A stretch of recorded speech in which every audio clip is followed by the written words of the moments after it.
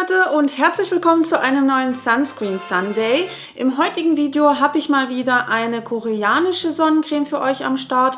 Und zwar ist es die Purito Daily Soft Touch Sunscreen mit SPF 50+. Diese habe ich als PR-Sample von Little Wonderland zugeschickt bekommen und konnte das Produkt bereits seit einigen Wochen testen.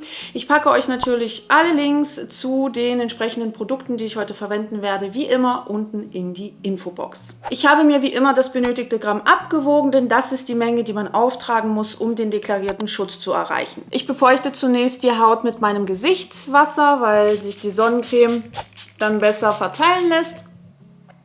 Hier ist zudem auch noch 4% Niacinamid enthalten, 2% Ectoin und 2% Panthenol. Und dann lege ich einfach mal los und würde die Sonnencreme wie gehabt in 2 Schichten auftragen.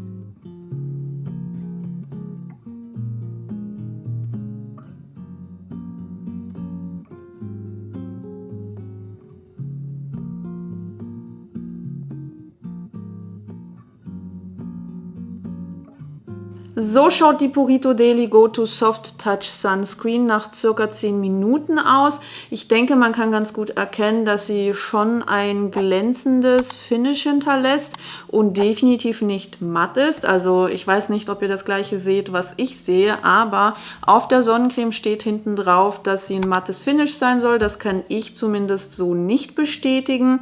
Ich habe eine eher fettarme Haut und merke und sehe das natürlich auch sofort, wenn irgendein Produkt matt ist, und aus meiner Sicht trifft das hier definitiv nicht zu.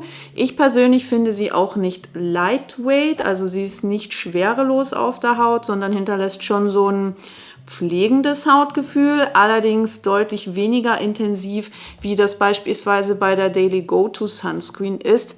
Nichtsdestotrotz ist das aus meiner Sicht eher eine Sonnencreme für fettarme Haut oder für Mischhaut, weil sie halt schon dieses pflegende Finish hat, und ich habe auch so ein bisschen das Gefühl, dass sich das Ganze so ein bisschen schleimig anfühlt. Ich weiß nicht, wie ich es beschreiben soll, aber man merkt die Sonnencreme schon, ja, also man merkt sie schon relativ doll auf der Haut. Also für eine koreanische Sonnencreme ist es nach wie vor richtig, richtig gut, aber zum Beispiel im Vergleich zu der von B-Plane oder sowas finde ich die doch ein bisschen spürbarer.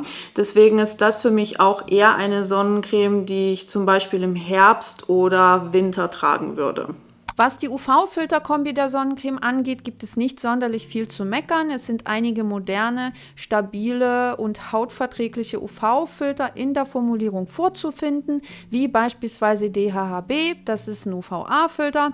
Dann sind auch noch 2 Breitbandfilter enthalten und die Sonnencreme enthält auch noch zusätzlich einige Inhaltsstoffe, die vorteilhaft für die Haut sein können, wie beispielsweise beruhigenden Tigergrasextrakt und Ceramide, welche die Hautbarriere unterstützen können. Die Sonnencreme kommt ohne deklarationspflichtige Duftstoffe oder anderweitige Parfümierung aus und ist dementsprechend für Menschen mit einer Duftstoffallergie oder einer Duftempfindlichkeit wunderbar geeignet. Ich zumindest habe sie richtig, richtig gut vertragen. Außerdem weist sie einen UVB-Schutz von mindestens 50 und einen UVA-Schutz von ca. 20 auf. Zusammenfassend muss ich sagen, dass das natürlich eine tolle Sonnencreme ist, die gut performt, die man in der korrekten Menge ohne Probleme auftragen kann, die nicht in den Augen brennt, die gut unter Make-up funktioniert und die auch keinen weißen Schleier hinterlässt. Aber wenn ich sie mit meinen anderen asiatischen Sonnencremes vergleiche, dann wird sie definitiv kein großer Favorit werden. Ich mag sie dennoch, aber ich werde sie eher im Herbst, Winter verwenden, wobei ich da andere Sonnencremes habe, auf die ich lieber zurückgreife. Nichtsdestotrotz könnt ihr euch diese Sonnencreme definitiv mal anschauen, aber ihr solltet euch euch keinesfalls ein mattes Finish erhoffen. Falls ihr die neue Sonnencreme von Purito bereits ausprobiert habt, dann teilt eure Erfahrungen doch gern unten in den Kommentaren. Und wenn ihr den letzten Sunscreen Sunday verpasst haben solltet, dann klickt einfach auf dieses Video hier und wir sehen uns dann beim nächsten Mal.